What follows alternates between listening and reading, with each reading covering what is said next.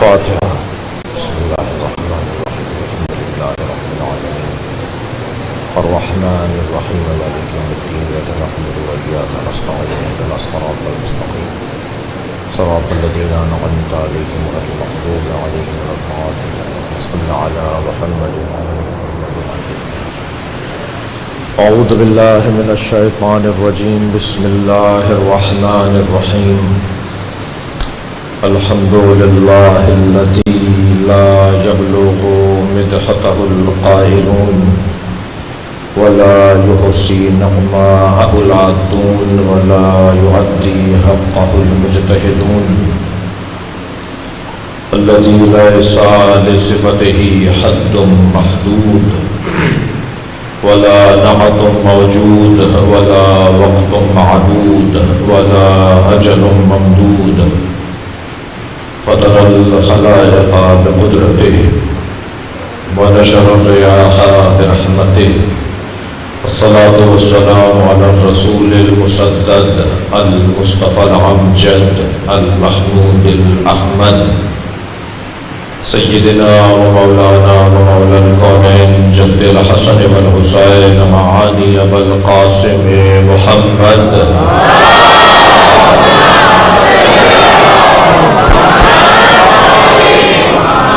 وآله الطيبين الطاهرين المعصومين الذين أذهب الله عنهم الرجس وطهرهم تطهيرا.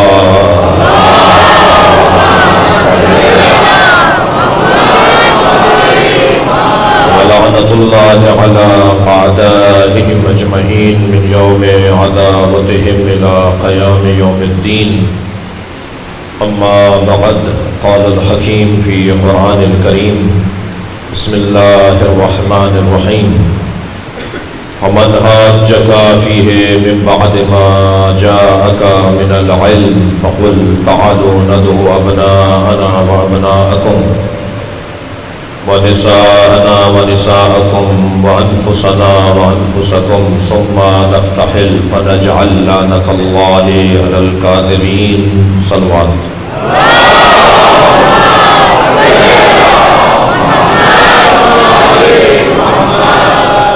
سورہ مبارکہ آل عمران آیت کا نشان ہے 61.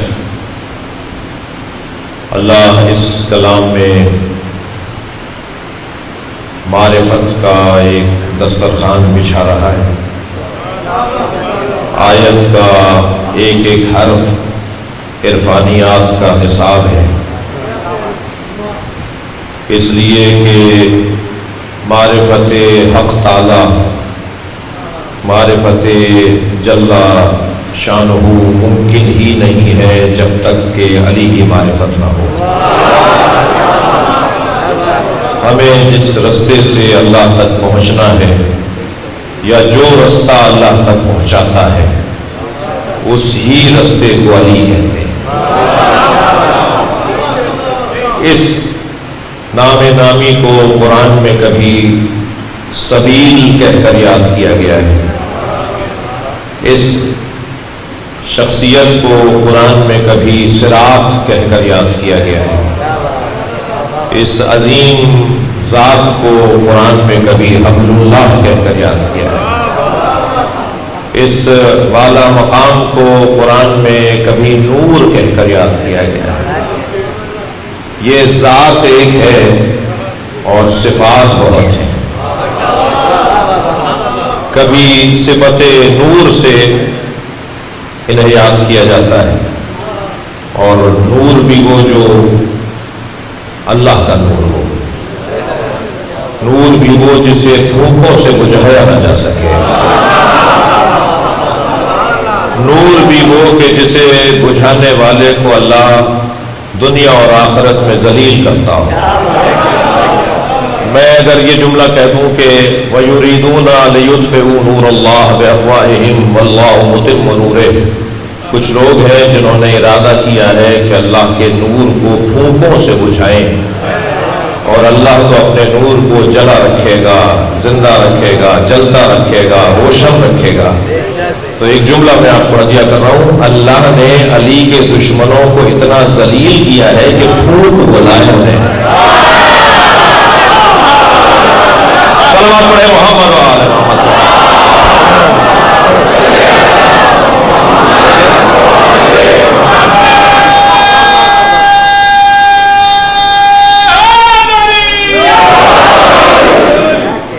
اس نام کو اللہ زندہ دیکھنا چاہتا ہے۔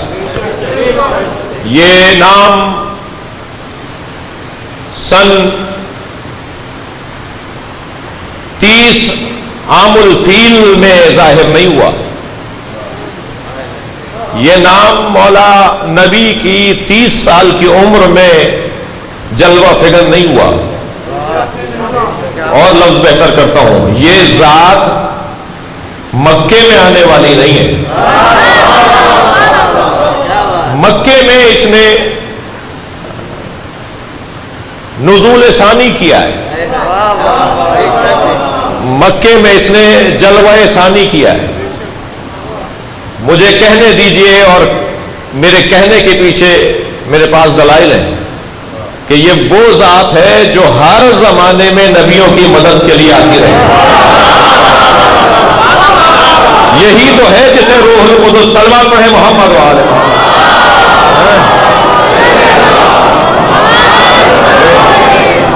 میرے بچوں نے، جوانوں نے مولا کا ایک لقب سنا ہے، لَأُعْطِيَنَّ رَایَةً غَدًا رَجُلًا كَرَّارًا غَيْرَ فَرَّارٍ۔ کل میں اسے علم دوں گا جو رجل ہوگا، کرار ہوگا، غیر فرار ہوگا، اللہ اور اللہ کے رسول سے محبت کرتا ہوگا، اللہ اور اللہ کا رسول اس سے محبت کرتا ہوگا، اور کل میں اسے علم دوں گا جو میدان میں جائے گا جیتنے کے لیے، بھاگنے کے لیے نہیں۔ وہ جو کرار کا لقب مولا نبی نے مولا علی کے لیے فرمایا، لَأُعْطِيَنَّ رَایَةً غَدًا، میں کل علم اسے دوں گا جو کرار ہوگا۔ تو کیونکہ کرار غیر فرار کے ساتھ آیا ہے، تو میرے تصور میں پہلے یہ آتا ہے کہ کرار غیر فرار کو کہتے ہیں، جو کرار ہوتا ہے وہ فرار نہیں ہوتا، جو فرار ہوتا ہے وہ کرار نہیں ہوتا۔ ذہن میں یہ آتا ہے نا، پہلا خیال ذہن میں یہ آتا ہے، جبکہ خیال اس سے بالا تر ہے جی، مفہوم اس سے اونچا ہے۔ کرار اسے نہیں کہتے کہ جو میدان میں ڈٹتا ہو جی۔ اللہ مجھے توانائی عطا فرمائے کہ اپنے معافی ضمیر کو بیان کر سکوں۔ کرار اسے نہیں کہتے جو میدان میں ڈٹا رہتا ہو، بلکہ کرار اسے کہتے ہیں جو ہر میدان میں ڈٹا رہتا ہو۔ کرار اسے کہتے ہیں جو ہر دور کے میدان میں رہتا ہو۔ کرار تکرار کے خاندان کا لفظ ہے، کرار مکرر کے خاندان کا لفظ ہے۔ جناب حسنی صاحب بیٹھے ہوئے ہیں، جب کوئی اچھا شعر پڑھتا ہے تو آپ کہتے ہیں نا مکرر، یہ الفاظ اب تکرار، یہ متروک ہوتے جا رہے ہیں، مجمع میں سے آواز آتی ہے مکرر، یعنی دوبارہ کہیے۔ اگر کسی چیز کو دوبارہ کہلوایا کروایا جائے تو اسے مکرر کہا جاتا ہے۔ علی کو کرار اس لیے کہتے ہیں کہ آدم کی مدد کو یہ آئے، نوح علیہ السلام کی مدد کو یہ آئے، ابراہیم علیہ السلام کی مدد کو یہ آئے، اور جس نے نعت علی پڑھ کر بلایا ہو اس مصطفیٰ کی مدد کو۔ صلوات پڑھے محمد و آل محمد۔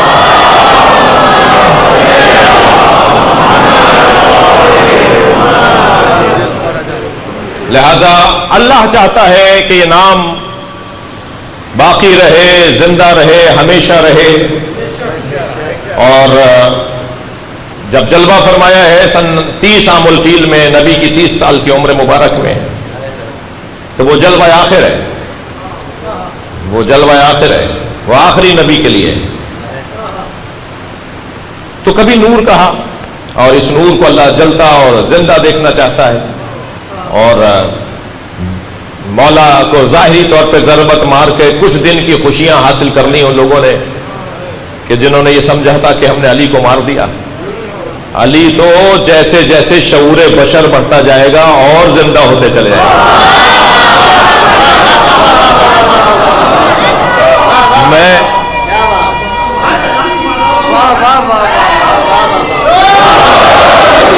میں گزارش کروں گا ذمہ داروں سے اور علاقے کے بڑوں سے کہ تعلیم کو عام ہونے دیجئے اور تعلیم کو عام کیجئے. اور تعلیم ہے مدرسے کی اور کالج کی تعلیم، دو تعلیمیں نہیں ہیں. یہ اصطلاح ٹھیک ہو جانی چاہیے کہ وہ دنیاوی علم ہے، یہ دینی علم ہے. کوئی علم نہ دنیاوی ہوتا ہے نہ دینی ہوتا ہے. انسان ہوتا ہے جو کالج کی تعلیم کو دینی تعلیم بنا سکتا ہے اور جو مدرسے کی تعلیم کو دنیا کی تعلیم بنا سکتا ہے. تعلیم ہے، یہ تفریق کہ یہ دین کی تعلیم ہے، یہ دنیا کی تعلیم ہے. علم کو دو حصوں میں تقسیم نہیں کریں گے، علم دین اور دنیاوی علم. یہ غیر علمی تقسیم ہے. ممکن ہے کوئی یونیورسٹی کا پڑھا ہوا ہو، پی ایچ ڈی ڈاکٹر ہو اور وہ کسی ملا مولوی سے زیادہ دیندار ہو. اور ممکن ہے کہ کوئی مدرسے کا پڑھا ہوا ہو اور وہ دیندار نہ ہو. ہولیوں سے دین نہیں ناپا جاتا. انسان کی بردباری سے، شخصیت سے، کردار سے دین سمجھا جاتا ہے. اگر میرا علم میرے کان سے جا کر میری زبان سے نکل گیا تو وہ چاہے مدرسے میں پڑھا ہو، وہ علم دین نہیں ہے. اور اگر میرا علم کان سے جا کر میرے دل میں اتر گیا ہو تو چاہے وہ یونیورسٹی میں پڑھا ہوا ہو، وہ علم دین ہے. اگر رات کے 2 بجے کوئی آ کر مجھ سے مسئلہ شرعی پوچھے اور میں اسے ڈانٹ کر بھگا دوں تو میں عالم دین کب ہوں؟ اور اگر کوئی رات کے 2 بجے کسی ڈاکٹر کا دروازہ بجا کر کہے کہ مریض آپ کو یاد کر رہا ہے اور وہ اپنا بستر چھوڑ کے مریض کے علاج کے لیے چلا جائے تو یہی تو عالم دین ہے. سلام محمد و آل محمد.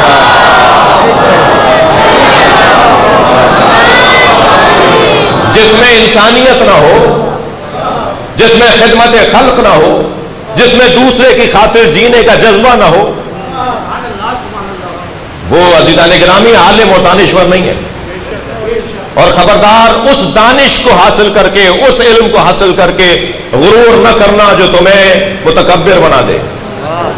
علم اگر منکسر نہیں بنا رہا، علم اگر اپنی ذات سے آشنا نہیں کر رہا، علم اگر اپنے آپ سے آگاہ نہیں کر رہا تو وہ عالم و دانشور نہیں ہے. وہ حجاب اکبر کا شکار ہے. اس سے زیادہ گمراہ کوئی نہیں ہے کہ جسے اصطلاحیں تو بہت یاد ہیں مگر اپنی ذات یاد نہیں ہے. عزیزان گرامی، پروردگار عالم نے قرآن کی بہت ساری آیات ہیں جنہیں فریم کروا کے گھروں میں لگانے کی ضرورت. تغرے بنوائیے، فریم کروائیے، خوبصورت خوش خطی سے لکھوائیے اور اپنے گھر میں لگائیے تاکہ آتے جاتے ان آیتوں پر نگاہ پڑے تو میری طبیعت اچھی ہو جائے، میں بہتر ہو جاؤں. سورہ مبارکہ تکویر کی آیت فَأَيْنَ تَذْهَبُونَ، قرآن کی چھوٹی مختصر ترین آیت. کہاں جا رہے ہو؟ فَأَيْنَ تَذْهَبُونَ، کہاں جا رہے ہو؟ اسے فریم کروائیے، گھر میں لگائیے، آتے جاتے آیت نظر آئے گی. اللہ پوچھ رہا ہے کہاں جا رہے ہو؟ جانے کا جواب ہے تو جاؤ، ورنہ کہاں جا رہے ہو؟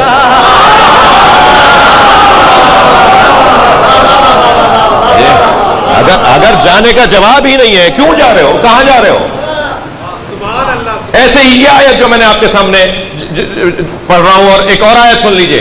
یا ایھا الذین آمنوا علیکم انفسکم، اے صاحبان ایمان تم پر تمہیں واجب کیا گیا ہے، بس اپنا خیال کرو، تم ٹھیک ہو جاؤ سب خود ٹھیک ہو جائیں گے. یہ جو سارے جہان کو ٹھیک کرنے والے اور اپنے سے غافل رہنے والے، وہ نہ صرف کوئی فائدہ نہیں پہنچا رہے بلکہ سب سے بڑے مفسد شاید وہی ہوتے ہیں جنہیں سب کا تو خیال ہوتا ہے کہ وہ فلاں عیب رکھتا ہے، وہ فلاں برائی رکھتا ہے، وہ فلاں کام کرتا ہے، وہ تم کیا کرتے ہو؟ تو اپنے اوپر پہلے غور کرنا ہے. دقت فرمائی آپ نے. تو یہ علم اگر کان سے گزر کے دل میں اتر جائے تو پھر یہ نور بن جاتا ہے. میں اور لفظ بہتر کروں اور ایک مفہوم روشن کروں، عزیزان گرامی، اگر کوئی عالم ہو تو وہ ذرا ڈرا ڈرا رہے کہ کب وہ علم سلب ہو جائے، لیکن اگر کوئی ذات علم بن جائے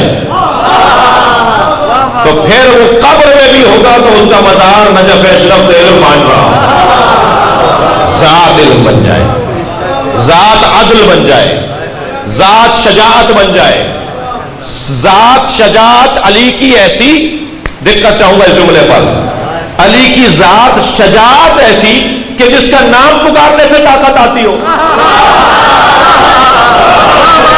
صلوات پڑھے محمد و آل محمد۔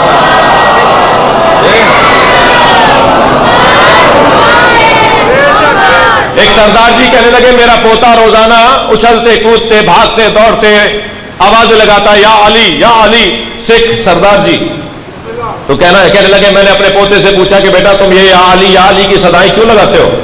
تو کہنے لگا دادا میں جب یا علی کہتا ہوں میرے اندر طاقت آتی ہے، ایک خاص حوصلہ ملتا ہے مولا کا نام پڑھا۔ جس کی ذات سخاوت بن جائے، جس کی ذات علم بن جائے، جس کی ذات عدل بن جائے۔ بلا لیا تھا شام میں بصرے سے ایک ایسی خاتون کو جس نے جنگ صفین میں مولا علی کے مزمحل لشکر کو منظم کیا، جس نے مولا علی کے بعض بھاگتے ہوئے سپاہیوں کو یہ کہہ کر بلایا کہ جسے چھوڑ کر جا رہے ہو اسی کا سامنا قیامت میں ہوگا، کہاں جا رہے ہو چھوڑ کر؟ اور مولا کے وہ فضائل پڑھے کہ لشکر واپس آ گیا، تو کہا ذرا بلا لو، بہت دن ہو گئے، ذرا ان سے پوچھتے ہیں، علی تو اب دنیا سے جا چکے، انہیں اب علی کی یاد کیا ستاتی ہے، کیسے ستاتی ہے، کیا گزر رہی ہے علی کے چاہنے والوں پر۔ تو بصرے سے بلائی گئی خاتون جی ام الخیر بی بی کا نام، تو کہا کہ درباریوں سے کہا کہ ذرا اسے پہچانتے ہو، کوئی کہے بتائے اسے کون جانتا ہے؟ تو دو چار نے تو کہا کہ جی مجھے ہمیں نہیں معلوم، ہمیں یاد نہیں آ رہا کون ہے یہ۔ ایک قریب کی کرسی پر بیٹھا ہوا تھا، کہنے لگا مجھے تو یہ بھی یاد ہے کہ صفین میں یہ کس رنگ کے اونٹ پر بیٹھ کے آئی تھی، اور مجھے تو وہ آیتیں بھی یاد ہیں جو علی کی شان میں اس نے پڑھی تھی۔ اس نے ایک ایسا خطبہ دیا تھا کہ اس نے لوگوں کو میدان میں علی کی طرف لوٹایا، اور پھر علی کا لشکر اتنا مضبوط ہوا کہ ہمیں بھاگنے پر مجبور کر دیا۔ تو مخاطب کر کے کہنے لگا کہ علی مر گئے کیسا لگتا ہے؟ ام الخیر سے حاکم شام کہہ رہا ہے علی مر گئے کیسا لگتا ہے؟ تو بے ساختہ بولی علی نہیں مرے، عدالت مر گئی ہے۔ صلوات ہے مولا کی ذات پر۔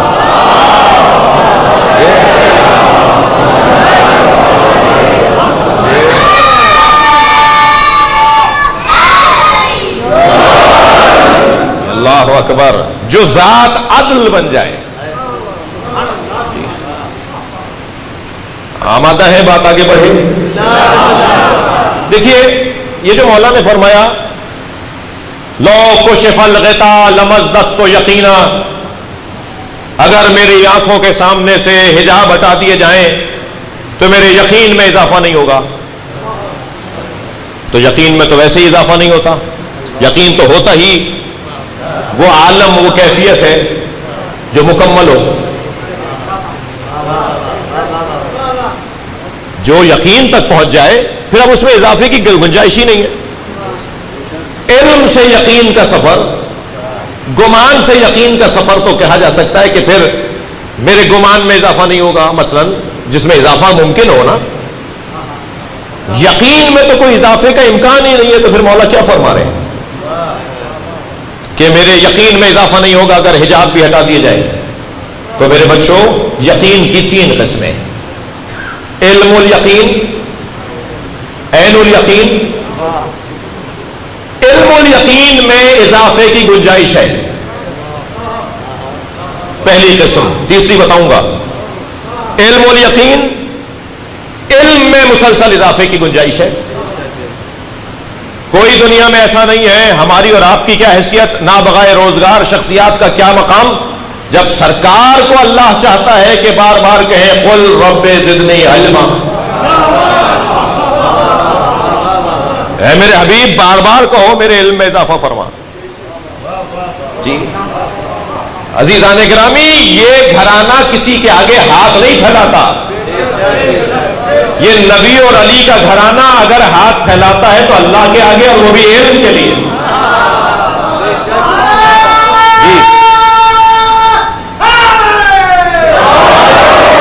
اے میرے حبیب مجھ سے علم مانگو، مسلسل علم مانگو. تو علم ہے کہ جس میں اضافہ ہے، اضافہ ہو سکتا ہے. البتہ میں اور آپ اور ہم اپنے علم کا مقایسہ ان کے علم سے نہیں کریں گے. یہ وادی بڑی حساس ہے اور وادی بڑی نازک ہے اور بڑی معرفت کی وادی ہے. ہمارا تو علم ہی نہیں ہے. ہمارا علم کیا ہے؟ چند اصطلاحوں کو یاد کر کے، کچھ آیتوں کو یاد کر کے، کچھ جمع تفریق کو یاد کر کے ہم کبھی پروفیسر کہلاتے ہیں، کبھی آیت اللہ کہلاتے ہیں، کبھی ڈاکٹر کہلاتے ہیں. ہمیں تو یہ نہیں پتا اس دیوار کے پیچھے کیا ہے. ہمارا علم کہاں ہے؟ تو علم تو ان کا ہے کہ جن کے پاس علم کی ساری قسمیں، علم الاشیاء بھی ان کے پاس ہو، علم الابدان بھی علی کے پاس ہے، علم ما کان و ما یکون بھی علی کے پاس ہے، ذرے ذرے کا علم جس کے پاس ہو، بدنوں کا علم جس کے پاس ہو، ماضی میں کیا گزر گیا جانتا ہو، آگے کیا ہوگا جانتا ہو. یہ کیفیت اگر علم کی ہو تو پھر وہ عالم کہلائے گا. لہذا ہم کتنے ہی بڑے پڑھے لکھے ہو جائیں، عالم کہلانے کے قابل نہیں ہے. علامہ فہامہ تو حد ہے اور حدوں سے گزرنے والی بات ہے. جی مولا علی فرماتے ہیں نحن العلماء، تھکے تو نہیں آپ؟ نحن العلماء وشیعتنا متعلمون، ہم اہل بیت عالم ہیں، ہمارے شیعہ سب شاگرد ہیں. لہذا ہمیں صرف شاگرد بن کے رہنا ہوگا، اور جو شاگرد بننے کی نیت سے رہ رہا ہو نا تو وہ بچے سے بھی اچھی بات لے لے گا. اور جس نے اپنے اوپر خول چڑھا لیا ہو کہ میں تو بہت دانشور ہوں، پڑھا لکھا ہوں، تو وہ پھر کسی بڑے کے ٹوکنے کو بھی پسند نہیں کرے گا. لہذا میں ان بچوں اور جوانوں سے کہہ رہا ہوں، میری خوش قسمتی ہے کہ مجمع میں 50% سے زیادہ مجمع جوانوں کا ہے. پاکستان کا مستقبل بیٹھا ہے، پاکستان کا مستقبل بیٹھا ہوا ہے. میں ان سے مخاطب ہوں کہ اپنے آپ کو ہمیشہ شاگرد رکھنا، اپنے آپ کو ہمیشہ سیکھنے والا رکھنا. کبھی اپنے آپ کو یہ نہ سمجھنا کہ تم کچھ ہو گئے ہو. بس جس نے جس دن یہ سوچ لیا کہ میں کچھ ہو گیا ہوں، وہی دن اس کی واپسی کا ہے، وہی دن اس کے زوال کا شروع ہو جائے گا. تو عالم صرف اہل بیت ہیں. ہم سب سیکھنے والے ہیں، ہم سب مانگنے والے ہیں، ہم سب پوچھنے والے ہیں. مجھے خوشی ہو رہی ہے 90% لوگوں نے ماسک لگایا ہوا ہے، اور جنہوں نے نہیں لگایا ہوا کچھ دیر کے لیے ذرا اس بڑے ماسک سے بچنے کے لیے یہ والا لگا لیجئے، جو خدا نخواستہ پھر کوئی مشینوں پہ لگایا جائے. اور پھر ہمیں جواب بھی دینا پڑتا ہے مختلف فورموں پر کہ یہ قوم الحمدللہ. صلوات پڑھے محمد و آل محمد.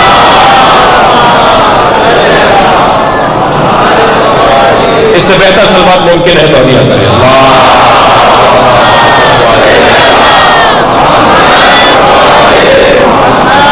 علم الیقین، میرے مضمون کو اپنے ہاتھ میں رکھیے گا. علم الیقین، علم الیقین وہ علم ہے، وہ یقین ہے کہ جس میں اضافہ ہے. اور ہم سب اضافے کی کیفیت میں ہیں. ہم سب کو اضافہ چاہیے، ہمیں اور چاہیے، ہمیں اور چاہیے. وہ جو نبی مکرم سے اللہ کہہ رہا ہے مجھ سے اور علم مانگو، وہ علم ذات الہی ہے. وہ علم ذات الہی ہے جسے نبی سے کہا جا رہا ہے کہ اور مانگو.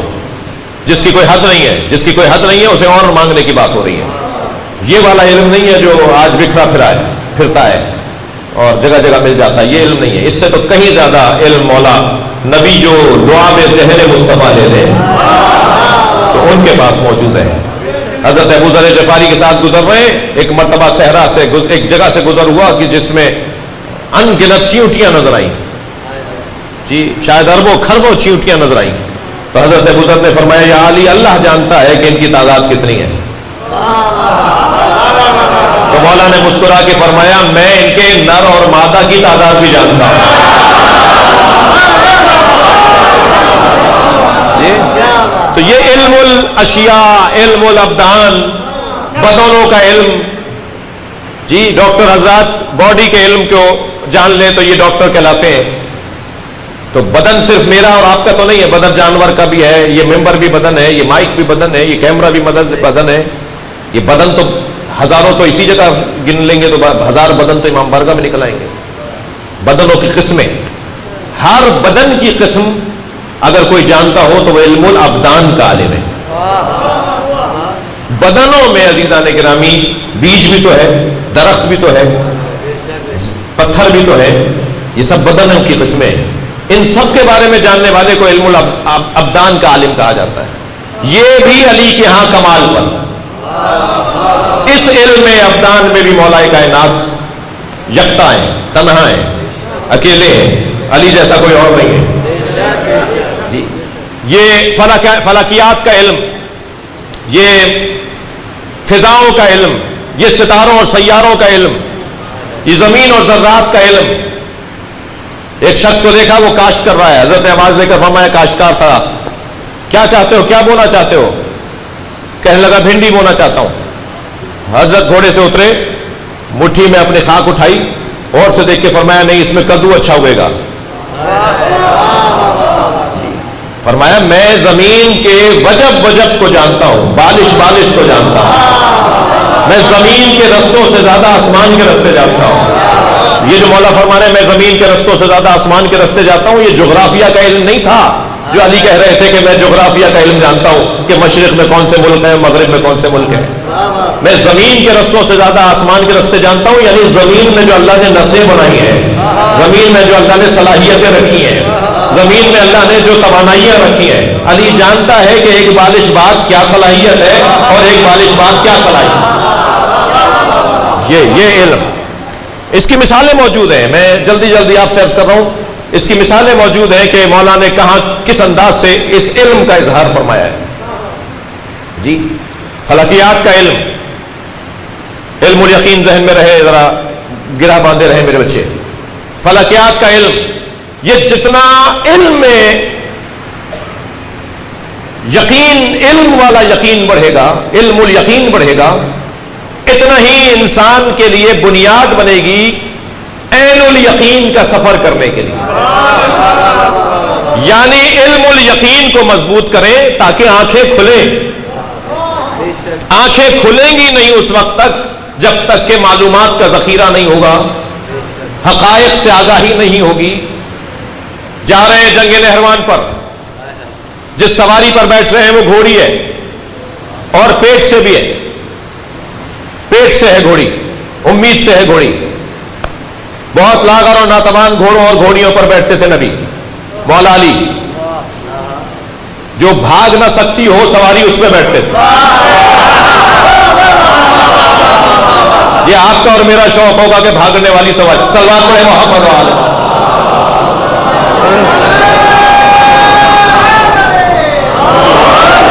جس سواری پر بیٹھ رہے ہیں وہ گھوڑی ہے اور پیٹ سے ہے. بیٹھ گئے میرے مولا تو دور سے ایک شخص نے آواز لگائی یا علی، یہ سفر آپ کا کامیاب نہیں رہے گا، آپ کا ستارہ گردش میں. دیکھا آپ نے کچھ لوگ اپنی حدوں سے باہر نکلتے ہیں تو اماموں کا بھی حساب لگاتے ہیں. اور شاید میری قوم کا سب سے بڑا مسئلہ ہی ہے کہ لوگ اپنی حدوں کو نہیں جانتے. اگر شاعر اپنی حدوں کو پہچان لیں، اور حسنی صاحب پہ رکھ کر تو میں کہہ سکتا ہوں یہ برا نہیں مانیں گے، ناظمین اپنی حدوں کو جان لیں، علماء اپنی حدوں کو پہچان لیں، عوام اپنی حدوں کو پہچان لیں، ہر شخص جان لے کہ اس سے آگے جاؤں گا تو پر چل جائے گا، تو قوم کے مسئلے ہی حل ہو جائیں. یہ جو ہماری قوم کی الجھنیں ہیں نا، اس کا ایک بڑا سبب یہ ہے کہ حدوں کا پتہ نہیں ہے. جی ہر شخص یہاں مکمل ہے، ہر شخص یہاں پورا ہے. معاف کیجیے گا، امام کا حساب لگا رہا ہے. چلے جی آپ کا ستارہ گردش میں، یہ سفر آپ کا ناکام رہے گا، نہ جائیے. علی بیٹھ چکے تھے، اتر آئے، فرمانے لگے تو ستاروں کو جانتا ہے؟ کہنے لگا میرا کام ستارہ شناسی ہے، منجم ہوں. حضرت نے فرمایا اچھا تو پھر بتا وہ کون سا ستارہ ہے جب اپنی جگہ سے حرکت کرتا ہے تو بلیوں پر فلاں کیفیت طاری ہوتی ہے، بلیوں کی حالت بدلتی ہے. خاموش رہا، جواب نہیں تھا. حضرت نے فرمایا چل کوئی بات نہیں. وہ ستارہ کون سا ہے جو اپنی جگہ سے ہلتا ہے تو اونٹوں پر ایک خاص کیفیت آتی ہے؟ مولانا کیفیت بتائیے، میں نہیں بتا رہا. وہ ایک شہوت کی کیفیت آتی ہے، ایک خاص دن آتا ہے. وہ کون سا ستارہ ہے؟ خاموش، کوئی جواب نہیں. حضرت نے فرمایا اچھا تو آسمان کی باتیں کر رہا تھا، بتا میری گھوڑی کے سونگ کے نیچے کیا ہے؟ میری گھوڑی کھڑی ہے، اس کے پیر کے نیچے کچھ ہے، وہ کیا ہے؟ خاموش. حضرت نے فرمایا چل گھوڑی کے شکم پہ ہاتھ رکھ کے فرمایا بتا اس میں نر ہے یا مادہ؟ اس کے شکم میں نر ہے یا مادہ؟ کوئی جواب نہیں تھا. حضرت نے فرمایا تو سامنے کی چیز نہیں بتا سکتا، آسمان کی باتیں کر رہا ہے. سن، میں جس جنگ پر جا رہا ہوں میں نے اس سے کامیاب جنگ لڑی نہیں. میں جانے سے پہلے بتاتا ہوں میرے 10 نہیں مریں گے، ان کے 10 نہیں بچیں گے. میں میدان میں پہنچنے سے پہلے بتاتا ہوں میرے 10 لوگ نہیں شہید ہوں گے، اور ان کے ہزاروں ماروں گا اور 10 نہیں بچیں گے. اور میں جانے سے پہلے بتا دیتا ہوں میرا کون کون شہید ہوگا اور ان کا کون کون بھاگے گا. صلوات پڑھیں محمد و آل محمد.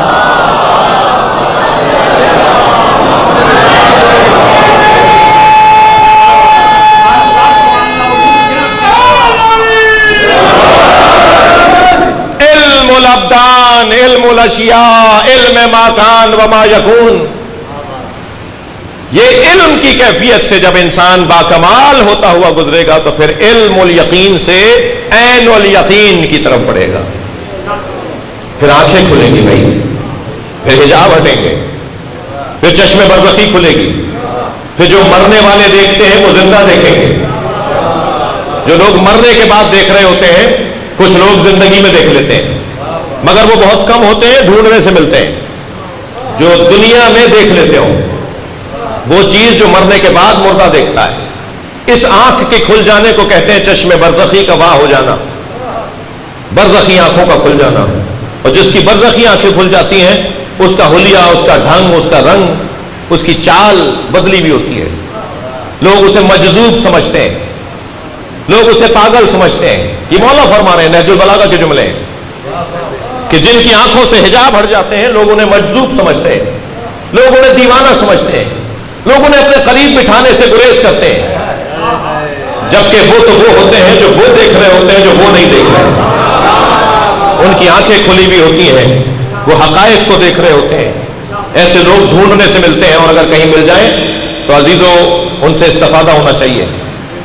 یہ جو ہمارے چوکوں پہ مانگنے والے کھڑے ہیں یہ فقیر نہیں ہے، ذلیل ہے. فقیر تو مانگتا ہی نہیں ہے، دیتا ہے. بھائی بات اگر جا رہی ہو تو گردن ہلا دیجیے گا، مجھے لگے بات جا رہی ہے. ہمارے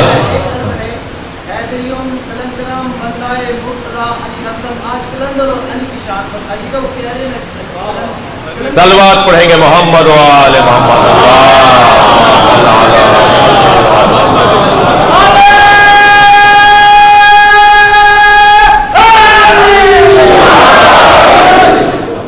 توجہ ہے؟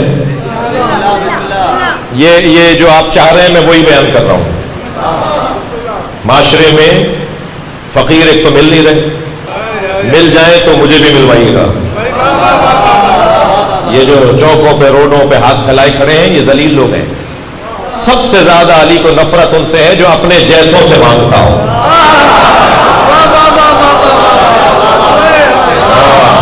مولا کو شدید نفرت ہے ان لوگوں سے جو اپنے جیسوں کے آگے ہاتھ پھیلاتا ہو.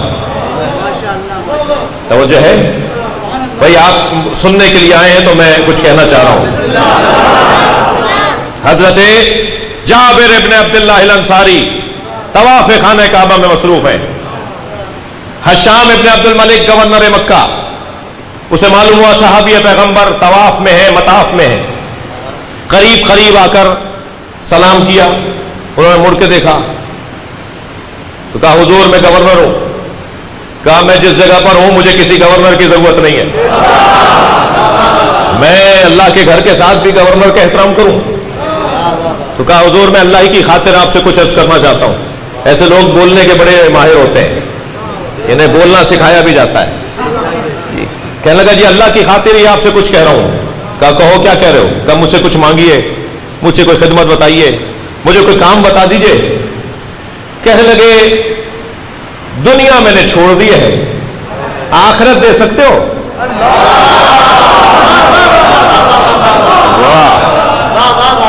کہنے لگا نہیں آخرت تو میں نہیں دے سکتا، میں دنیا کا کچھ کام کر سکتا ہوں. تو فرمانے لگے کہ میں پھر تم سے کیوں مانگوں؟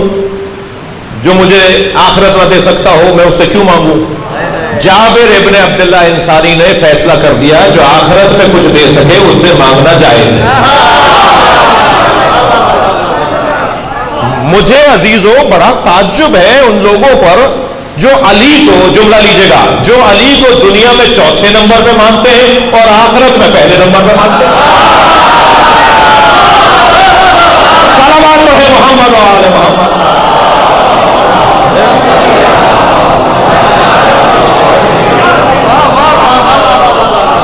آخرت میں علی کے بغیر گزارا نہیں ہے اور دنیا میں علی چوتھے نمبر پر ہے. بھائی جب بالآخر تمہیں علی سے ہی کام پڑھنا ہے، اور ذرا تھک کر نہ سنیں اس جملے کو، معاشرے میں میں نے بڑے مرید دیکھے ہیں جنہوں نے پیروں کو مروایا ہے. میرا پیر ایسا، پیر کہتا ہے یہ کہہ رہا ہے مجھے نہیں پتا، میرا مرید بتا رہا ہے کہ میں ایسا ہوں، مجھے تو نہیں پتا کہ میں ایسا ہوں. جی بھائی حد میں رہو، حد میں رکھو.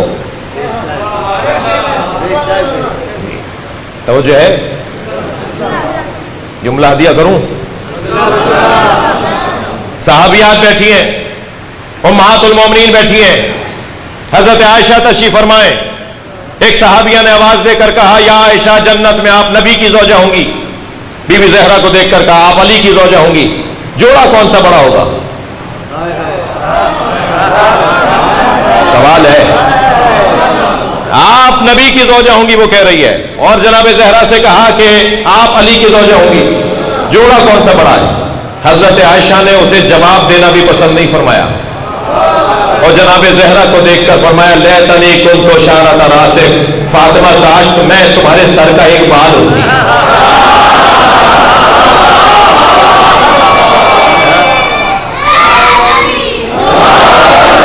تمام امہات المومنین رضوان اللہ تعالی عنہن اور تمام اصحاب مصطفیٰ رضی اللہ تعالی عنہم کسی نے بھی یہ نہیں کہا کہ میں علی سے زیادہ ہوں. کسی نے نہیں کہا کہ ہم سیدہ فاطمہ زہرا سے افضل ہیں. تو وہی عقیدہ رکھو جو بڑوں کا ہے.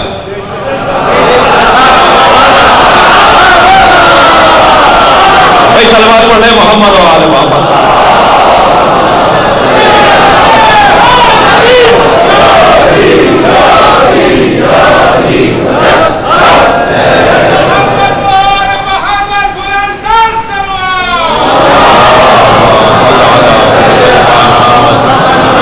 میرے عزیز جو باہر بیٹھے ہیں وہ بھی مل کر صلوات ہدیہ کریں ہمارے ساتھ. اللہ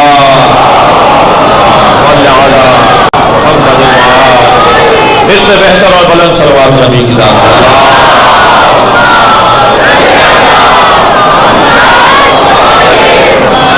کورونا جیسی وبا سے محفوظ رہنے کے لیے بلند تر صلوات پڑھیں.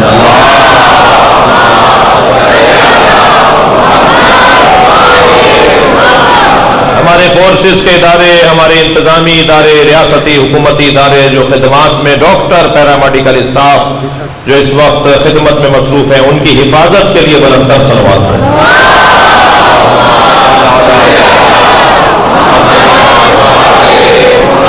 تو علم الیقین میں اضافہ ہوتا ہے، اور علم الیقین ہے جو عین الیقین تک پہنچاتا ہے. جی اور عین الیقین یعنی آنکھوں سے حجاب کا ہٹ جانا. تو فقیر جو ہے نا وہ ہے کہ جو اللہ سے قرب رکھتا ہو اور اللہ کو غنی مانتا ہو. فقیر اسے کہتے ہیں جو اللہ کو غنی مانتا ہو، اور جو مانگنے والا ہے اپنے جیسا اس کو مولا پسند نہیں کرتے اسے. شدید نفرت ہے اس سے. البتہ کبھی کوئی واقعی فقیر ملے تو اس کے ساتھ چند لمحے ضرور گزاریے. جتنی دیر آپ اس کے ساتھ بیٹھیں گے آپ کو کچھ نہ کچھ ضرور ملے گا. میں سانگڑ سے ٹنڈو آدم آ رہا تھا، راستے میں ریلوے کراسنگ ہے، پھاٹک بند تھا، ہماری گاڑی رک گئی تو میں نے ریلوے کراسنگ کے پھاٹک پر اس کی چھوٹی سی ناٹی سی دیوار ہوتی ہے اس پر ایک فقیر کو بیٹھے دیکھا. اسی حلیے میں رہتا ہوں، آپ کا نوکر ہوں. تو اس نے مجھے حلیے میں دیکھ کر یہ تو سمجھ لیا کہ یہ اپنا ہی ہے، تو دور سے اس نے مجھے سلام کے ساتھ یا علی مدد کہا. تو سلام کے ساتھ جب اس نے یا علی مدد کہا تو مجھے اور یقین بڑھا کہ فقیر ہے مگر سچا ہے. جو بیلنس بگاڑ کے چلتا ہو، جو بیلنس بگاڑ کے چلتا ہو، وہ غیر معتدل جو انسان ہو اس کی اصلاح کی ضرورت ہوتی ہے، مگر جو اعتدال کے ساتھ چل رہا ہو اس سے پہلے اس کا احترام ضروری ہے. وہ بڑی محنت کر کے یہاں تک آیا ہوتا ہے. اس نے سلام کے ساتھ مجھے یا علی مدد کہا تو میں نے فوراً اسے سلام کا جواب بھی دیا اور مولا علی مدد کہہ کر بھی جواب دیا. تو کہنے لگا کچھ دور. تو میں نے اپنے دوستوں سے کہا بھائی رک جاؤ، پہلا فقیر ملا ہے، کیونکہ فقیر یعنی دینے والا. تو میں نے کہا جی عطا کریں. کہنے لگا زہد کی تعریف معلوم ہے کیا ہے؟ زہد کسے کہتے ہیں؟ میں نے کہا آپ بتائیں گے. میں ان بچوں جوانوں سے کہہ رہا ہوں اگر کوئی بڑا کبھی آپ کو نصیحت کر رہا ہوں نا اور پوچھ رہا ہوں ایسے تمہیں یہ پتا ہے تو خبردار بتانے مت بیٹھ جانا. میں ان بچوں اور جوانوں سے کہہ رہا ہوں اگر کوئی بڑا، کوئی عالم، کوئی استاد، کوئی پروفیسر، کوئی علاقے کا سفید بالوں والا اگر کبھی آپ سے کہے نا کہ تمہیں یہ پتا ہے تو فوراً بتانے مت بیٹھ جانا، ذلت ہوگی. فوراً وہی جواب دینا جو اکثر علی نبی کو دیتے تھے کہ اللہ اور اللہ کا نبی زیادہ جانتا ہے. تم احترام میں اس سے کہیں آپ میرے بڑے، ہم احترام میں اس سے کہیں گے آپ ہمارے بڑے، آپ زیادہ جانتے. تو جب آپ نے ان کا دل مول لیا اور انہیں اپنا بڑا مان لیا تو پھر دیکھیے گا کتنی عطائیں ہوتی ہیں. تو ہم نے بھی ایسے ہی جواب دیا. ہم نے کہا جی آپ زیادہ جانتے ہیں، آپ کو زیادہ پتا ہے جی. تو کہنے لگے زہد کی 7 منزلیں، 7 منزلیں گزارو گے تو اللہ کے ولی بن جاؤ گے. میں آج پہلی منزل بتاؤں گا، دوسری منزل تمہیں بتانے کے لیے اور فقیر ملے گا. اور وہ پہلی منزل ہے ذات کی نفی. خود پسندی اور تکبر سے بچنا، غرور اور انانیت سے بچنا، اپنے آپ کو کچھ سمجھ نہ بیٹھنا، اپنی ذات کی نفی کرنا. تم اس وادی پر آ جاؤ گے، اس ٹریک پر، اس رستے پر آ جاؤ گے جو تمہیں ولایت کے رستے دکھائے گا. یہ پہلی کلاس ہے کربلا والوں کے ساتھ، اہل بیت کے ساتھ چلنے والوں کی پہلی کلاس ہے ذات کی نفی. اور جو ابھی پہلی کلاس کا فارغ التحصیل نہ ہو وہ چاہے کچھ بھی ہو کربلا ہی نہیں ہے، حیدر ہی نہیں ہے. اس حیدری کے لیے پہلی کلاس ہے ذات کی نفی. تھک تو نہیں رہے؟ اپنی ذات کی نفی پہلی کلاس ہے کربلائیوں اور حیدریوں کے لیے. میں تو اتنا ذات کا اسیر ہوں کہ نام میرا شہنشاہ حسین نقوی رکھا میرے والدین نے، اور اگر کوئی مجھے شہنشاہ حیدر زیدی لکھ دے تو میں ناراض ہو جاتا ہوں، میرا نام کیوں بگاڑ دیا؟ جو ابھی ناموں کی قید سے نہ نکلا ہو، جو ابھی سلام دعا کی الجھنوں سے نہ نکلا ہو، جو چھوٹی چھوٹی باتوں پہ مجھے تمہارے بیٹے نے سلام نہیں کیا تھا. تو یہ کہاں لکھا ہوا ہے کہ ہمیشہ چھوٹا ہی بڑے کو سلام کرے؟ ہاں ادب سکھانا ہوگا بچوں کو، مگر یہ کہاں طے ہوا ہے کہ ہمیشہ چھوٹا بڑے کو سلام کرے؟ یہ کس نے طے کیا ہے؟ جو طے کرنے والے تھے انہوں نے تو طے نہیں کیا. بھائی مدینے کے بچے کبھی کامیاب نہیں ہوئے کہ نبی کو سلام کرنے میں پہل کر سکیں.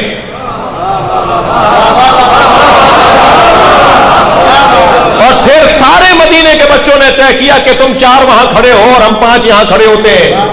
اور سرکار یہاں سے گزریں گے تو وہاں آئیں گے اور ہم گلی سے مڑ کر فوراً اچانک سامنے آ کر کہیں گے کہ اللہ کے نبی پہ سلام ہو، اور سرکار مڑنے سے پہلے کہہ دیتے تھے دیوار کے پیچھے جو چھپے کھڑے ہیں ان پہ سلام ہو۔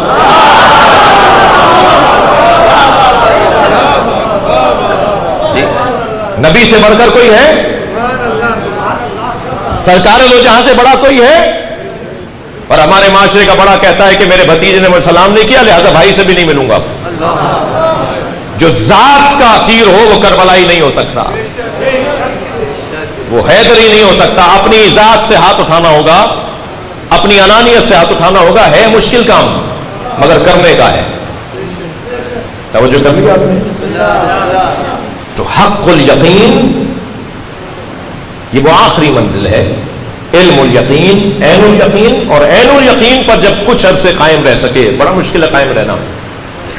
بعض بچے جوان کہتے ہیں کہ جی ہمیں وہ چیز کو نظر نہیں آتی جو کسی اور کو آ جاتی ہے، ہم متحمل نہیں ہیں، مر جائیں گے، برداشت نہیں کر پائیں گے۔ مجھے ابھی اگر معلوم ہو کہ مثال کے طور پر مثلا اس ممبر کے نیچے فلاں چیز رکھی ہوئی ہے، پڑھ سکوں گا مجلس؟ تو بھائی ہمارا جاہل رہنا ہی ہمارے حق میں، بعض چیزوں میں ہمارا جاہل رہنا ہمارے حق میں، اس لیے کہ ظرف اس قابل نہیں ہے۔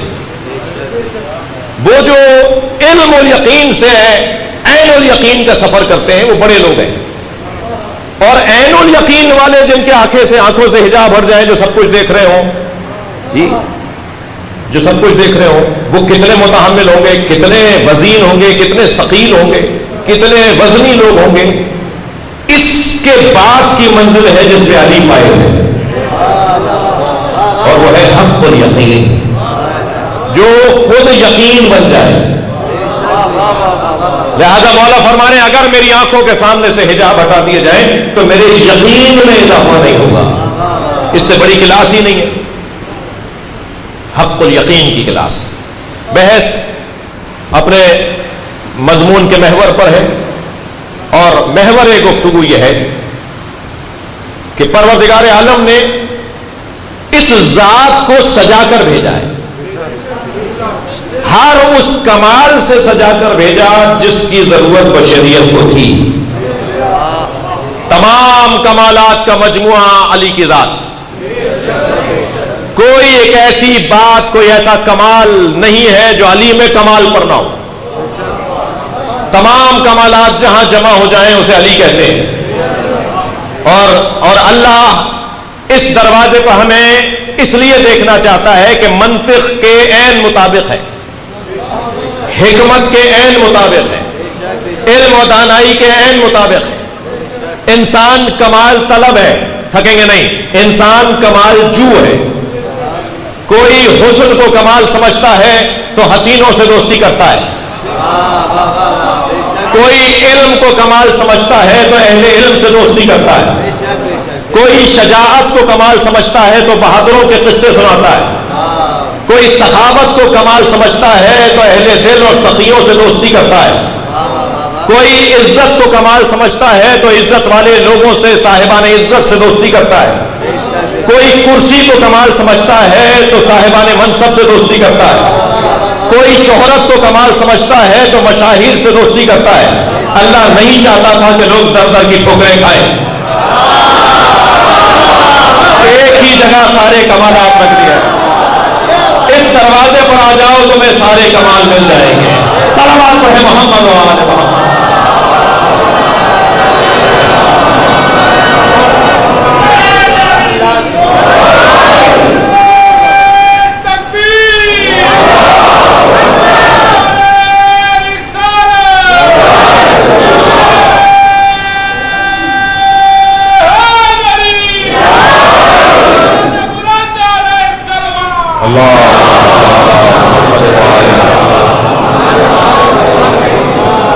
کمال زندگی کو شہادت کہا جاتا ہے۔ جب زندگی کمال پر پہنچے تو وہ درجہ، وہ کیفیت شہادت کی کیفیت ہے۔ بے کس میسر نشدی سعادت، بے کعبہ ولادت، بے کعبہ ولادت، بے مسجد شہادت۔ جس کی آمد بھی اللہ کے گھر سے ہو اور جس کی رخصت بھی اللہ کے گھر سے ہو. اس کا رخصت ہونا اللہ کے گھر سے بتا رہا ہے کہ اس کی زندگی بھی اللہ کے ساتھ تھی. کعبے میں آمد، مسجد میں شہادت. چلیے کچھ دیر کے لیے اپنے ذہنوں کو کوفہ لے چلیے، جس کے کچھ فاصلے پر نجف ہے. یہ نجف تو چھٹے امام کے زمانے میں ظاہر ہوا، ورنہ تو یہ خشک ہو جانے والا بحر الجف، خشک ہو جانے والا سمندر، جہاں سمندر گزرتا تھا، دریا، بحر یعنی دریا. 3000 جگہ حجاج نے گڑھے کھدوائے کہ یہاں سے علی کی میت نکال کے لٹکاؤں گا. اللہ اکبر. لوگ اس گھرانے سے ان کی ظاہری زندگی میں بھی ڈرتے تھے اور لوگ آج ان کی خبروں سے بھی ڈرتے ہیں. اور مجرم ہمیشہ بزدل ہوا کرتا ہے، یہ قاعدہ ہے. مجرم بزدل ہوتا ہے، اور بزدل کا کام تو بے حیائی ہے، بے ادبی ہے، بدتمیزی ہے، زیادتی ہے، ظلم ہے. تو میں علی کی قبر کیا کر رہی تھی کہ اگر اسے بنے رہنے دیتے، بنتا دیکھ لیتے. میں انہیں پتا ہے کہ اس قبر سے لوگوں کو ہدایت ملے گی، یہ قبر لوگوں کو رہنمائی کرے گی. لوگ اس قبر پر آ کر عہد باندھیں گے، لوگ اس قبر پر آ کر وعدے کریں گے، لوگ اس قبر پر آ کر اپنی عادتیں چھوڑیں گے اور کچھ اچھی عادتوں کا وعدہ کریں گے. یہ قبر نہیں ہے بلکہ وعدہ گاہ ہے، میعاد ہے، جہاں عہد ہوتے ہیں، جہاں وعدے ہوتے ہیں، جہاں جانے والا وہاں پہنچ کر ویسا نہیں آتا جیسا گیا ہوتا ہے. اس کے جانے اور اس آنے میں فرق آ جاتا ہے. یہ قبریں ہمیں پتا ہے کہ ان قبروں کا، اور اہل دل کو پتا ہے کہ ان قبروں کا نتیجہ کیا ہے، لیکن جو جانتے ہیں کہ ان قبروں سے ان کے منصوبوں پر پانی پھرے گا، ان کے منصوبے نقش برآب ہو جائیں گے، وہ پھر ان قبروں کو گراتے ہیں. 3000 جگہ گڑھے کھدوائے حجاج نے، یہاں سے علی کی میت نکلے گی، میں اسے لٹکاؤں گا. عزادارو، تم نے زندگی میں سر پہ ضربت ماری اور شہادت کے بعد قبروں کی بے حرمتی کی.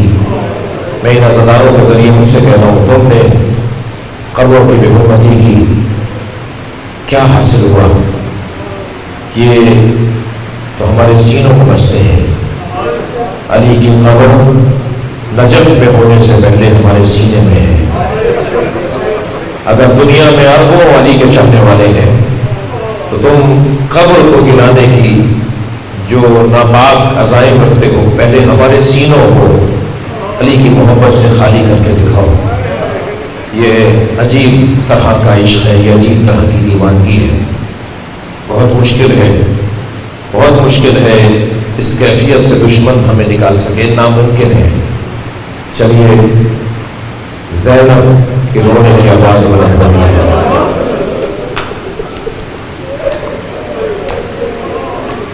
بیویوں میں کوئی سوم گریا کر رہی ہے. ایام شروع ہو چکے ہیں. خاص طور پر عزیزوں، یہ جو رات گزرے اور صبح آئے تو نماز فجر کے بعد فوراً سونا جانا. کچھ دیر کے لیے لوحے کی کتاب لے لینا. اجر تمہارا اللہ، اجر تمہارا اللہ.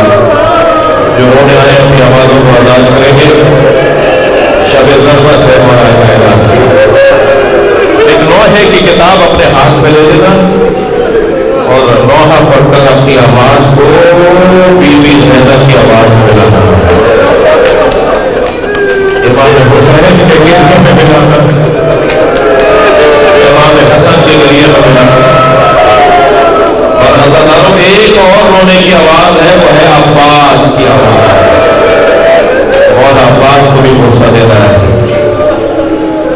اجرکم اللہ، اجرکم اللہ۔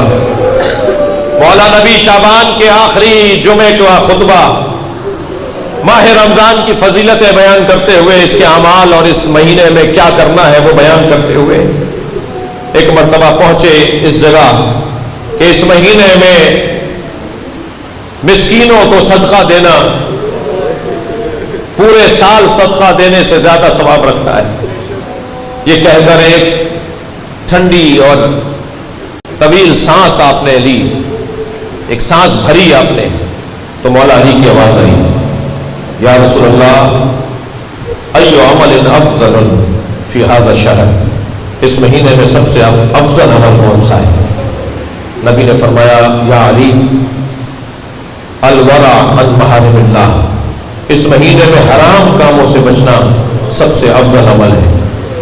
یہ کہہ کر علی کی چہرے کی طرف دیکھنا شروع کیا اور اتنی دیر تک دیکھتے رہے کہ سارا مجمع متوجہ ہوا کہ نبی رو رہے ہیں، آنکھوں سے نبی کی آنکھوں سے آنسو آئے۔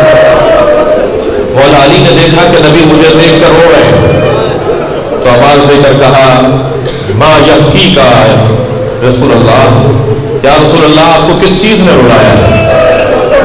آپ کیوں رو رہے ہیں؟ اے اللہ کے رسول آپ کیوں رو رہے ہیں؟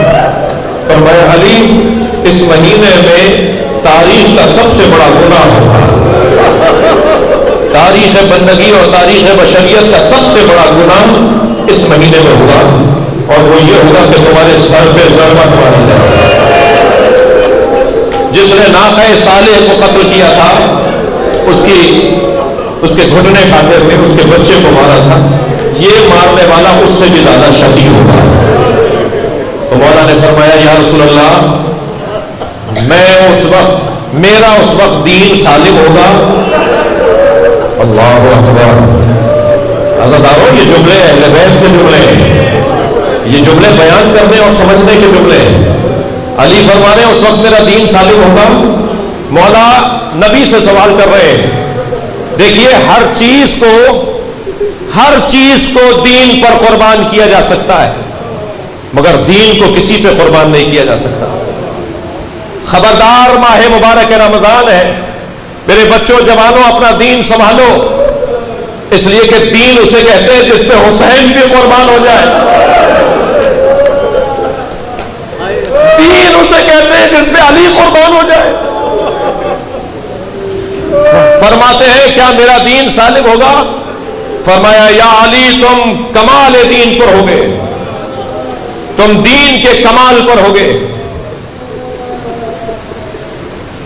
علی تمہارے چہرے کی، تمہاری داڑھی تمہارے سر کے خون سے رنگین ہوگا، اور کانی بیٹا یہ ذہن میں رہے کہ میں بھی وہی ہوں گا تمہارے ساتھ، جب تمہیں مارا جا رہا ہوگا میں وہی ہوں گا، میں تمہارے ساتھ ہوں گا۔ رونے والے جملہ کہو، جنہوں نے زینب کو رلایا ہے، جنہوں نے بابا کے سر پہ تلوار مار کے حسین کو رلایا ہے، وہ اس جملے کو سنیں، انہوں نے نبی کو رلایا ہے۔ اور لوگ کہتے ہیں کہ شہید پر رونا نہیں چاہیے، شہید تو سعادت مند ہوتا ہے، اس میں رونے کا مطلب نہیں ہے۔ نبی مولا علی کی شہادت سے پہلے رو رہے ہیں، نبی مولا علی کی شہادت کو یاد کر کے شہادت سے پہلے رو رہے ہیں۔ شہید زندہ ہوتا ہے تو یہ تو زندگی شہادت سے پہلے کی زندگی میں نبی گریہ کر رہے ہیں۔ فرمانے تمہارے چہرے، تمہاری داڑھی تمہارے سر کے خون سے رنگین ہو جائے گی۔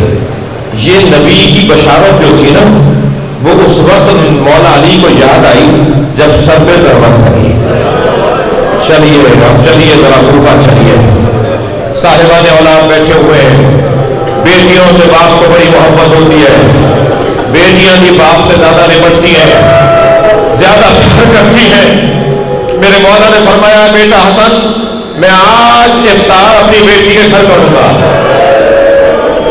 ہندوستانی فیملیوں میں، ہندوستانی خانوادوں میں ایک اصطلاح بولی جاتی ہے کہ بیٹی کے گھر کا کھانا نہیں چاہیے، میں ان کی اصلاح کرنا چاہ رہا ہوں۔ یہ آپ کے ہندوستان کی اصطلاح تو ہوگی کہ بیٹیوں کے گھر کھانا نہیں چاہیے، مگر بیٹی کے گھر علی نے کھایا ہے۔ بیٹیوں کا دل کیوں توڑتے ہو یہ کہہ کر کے بیٹیوں کے گھر نہیں کھائیں گے؟ बेटी सजा कर तुम्हारे सामने दस्तरखान लगाती है, तुम कहते हो बेटी के घर नहीं खाएंगे। मौला फरमा रहे बेटा मैं आज बेटा हसन में बेटी ज़ैनब बेटी उम्मे कुलसूम के घर खाना खाऊंगा, मैं इफ्तार बेटी के घर करूंगा, उम्मे कुलसूम के घर करूंगा। अब मैं आपसे पूछ रहा हूं कि बेटी ने क्या सोचा होगा कि बाबा आ रहे हैं, क्या बनाऊं, क्या तैयारी करूं, दस्तरखान पर क्या क्या हो। एक जानिब बाबा की आमद, एक जानिब बाबा का मिजाज।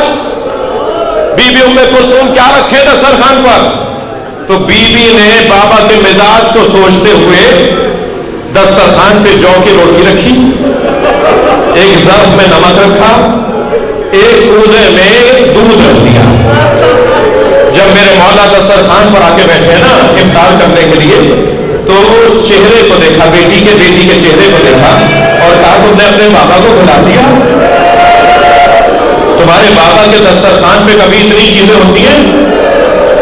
तो बीबी ने बढ़कर चाहा कि नमक को उठा ले, कोई एक चीज कम कर ले, तो हाथ रोक कर फरमाया दूध उठा लो। कूफे में बहुत यतीम बच्चे हैं जिन्हें दूध का इंतजार रहता है। अजरो कमल अल्लाह अपनी आवाजों को आजाद करेंगे, मुझे आहिस्ता आहिस्ता मंजिलें तब्दील करनी है।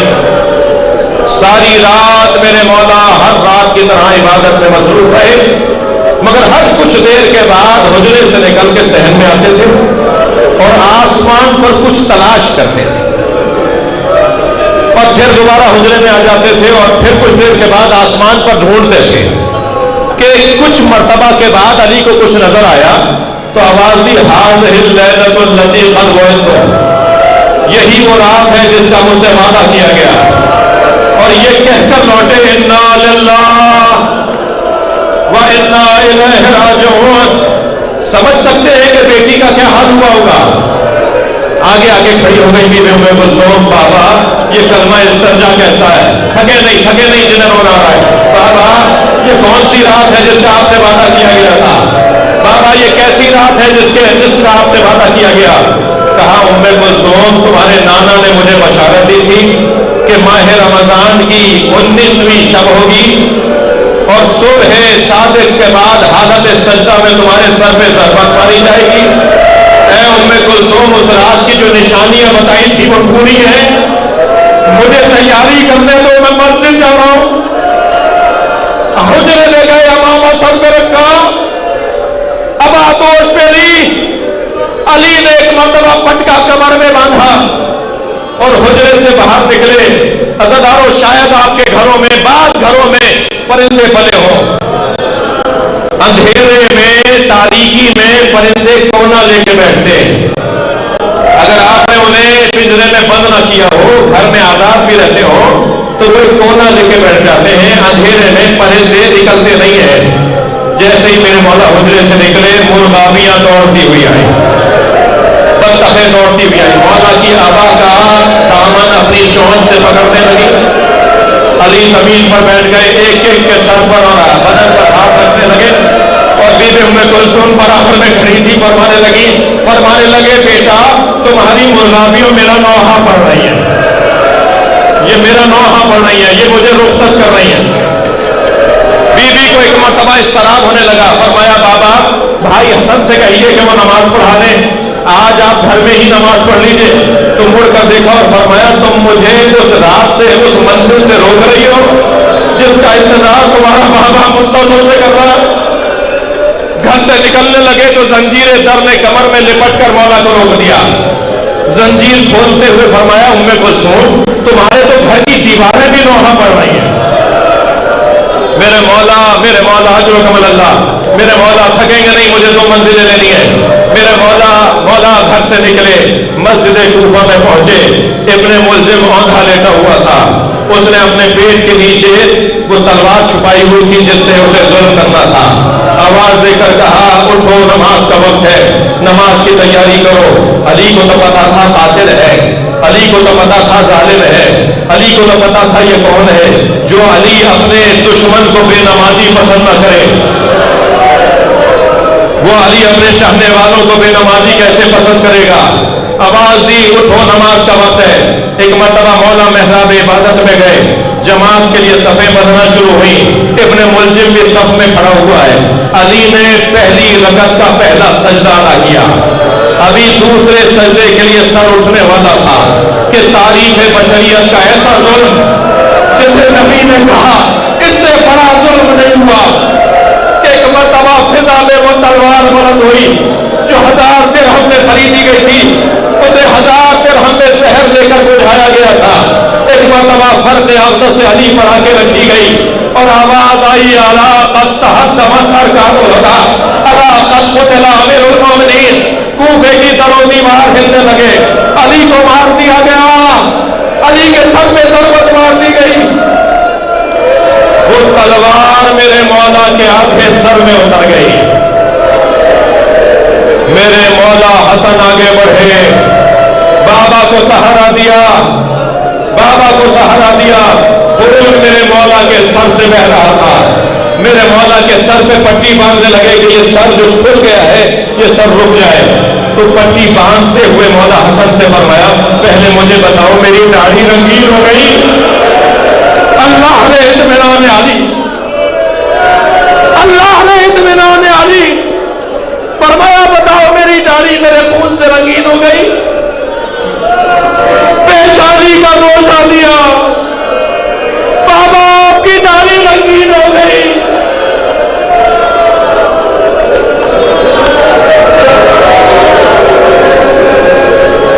علی کو محراب مسجد سے لگا کر دیکھ دے کر بٹھایا. فرمایا بیٹا حسن تم نماز کو مکمل کرو. امام حسن نے نماز کو مکمل کیا. عزادارو گریہ ہو گیا, مجلس ہو گئی آج کی. میرے مولا حسن نے نماز کو مکمل کیا. اب مولا علی کو لے جانے کے لیے تیاری کی. میرے مولا علی کے پیروں میں نالینیں پہنائی گئی. علی 2 قدم سنوے, علی کے چاہنے والے, باب خیبر اکھاڑنے والا, خندق کو فتح کرنے والا, اب خود سے جانا چاہتا ہے. 2 قدم چلے, کہا حسن مجھ سے چلا نہیں جا رہا. بیٹا حسن میرے پیروں میں دم نہیں ہے, میرے پیر کام نہیں کر رہے.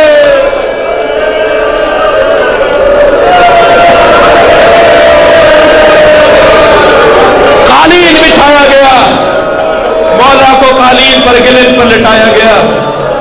بچے بابا کو اٹھا رہے ہیں. ایک مرتبہ اٹھاتے ہوئے میرے مولا علی نے دیکھا کہ مولا حسن کی آنکھوں میں آنسو ہے. فرمایا حسن رو رہے ہو؟ خبردار, دیکھ نہیں رہے کتنے چاہنے والے آئے ہوئے ہیں؟ بیٹا خبردار گریہ نہ کرو. میں اس روایت کے اختتام پہ اپنا بیان مکمل کروں گا. حسن گریہ نہیں کرو. جو حق کی خاطر جیتے ہیں, جو صداقت کی خاطر رہتے ہیں, جو حق کی خاطر زندگی گزارتے ہیں, انہیں یہ دن دیکھنا ہوتا ہے. بیٹا گریہ نہیں کرو. ایک مرتبہ نگاہ ہٹی تو کیا دیکھا؟ حسین کی آنکھوں میں آنسو ہے. فرمایا حسین تمہارا رونا تمہارے نانا کو برداشت نہیں تھا, تمہارا رونا تمہاری ماں کو گوارا نہیں تھا. حسین گریہ نہ کرو. اچانک نگاہ گئی کہ عباس کی آنکھوں میں آنسو ہیں. آواز دی عباس رو نہیں. عزادارو بہت گریہ ہو گیا. جملہ سنیں, سارے رستے کبھی حسن گریہ نہیں کرو. بیٹا کیوں روک رہے تھے, کیوں روک رہے تھے؟ سمجھیے گا, میں کسی منزل تک لے جاؤں. بیٹا عباس آنکھوں آنسو صاف کرو, رو نہیں. بیٹا حسن, بیٹا حسین گریہ. محمد حنفیہ رو نہیں. عزادارو سارے رستے جو علی بیٹوں کو کہتا رہا, سارے رستے جو علی بیٹوں سے کہتے رہے بیٹا گریہ نہ کرو, بیٹا گریہ نہ کرو. جیسے ہی گھر میں پہنچے زینب کو آتے دیکھا, خود رو دیے. ادھر زینب رو رہی تھی, ادھر علی رو رہا تھا. بیٹی نے باپ کے سینے پہ سر رکھ دیا.